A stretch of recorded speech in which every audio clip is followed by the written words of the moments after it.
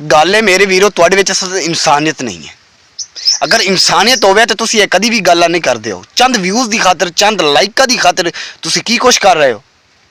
कहते जी क्यामत आनी है, क्यामत आनी है। यार इस उत्ते की क्यामत आवेगी?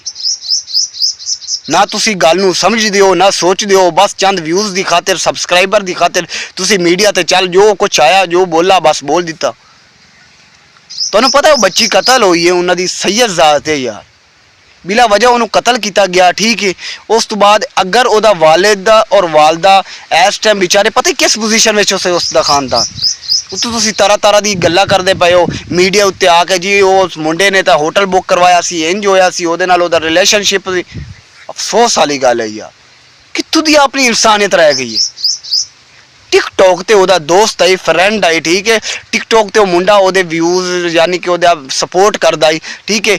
कुछ दिनों बाद वो मतलब कि उन्होंने कहता कि मैनू प्यार हो गया, लेकिन लड़की का जो अगू रिप्लाई है सना यूसुफ दा, कहती है मैं तेरे नाल प्यार नहीं कर दिया, एक अच्छे दोस्त है।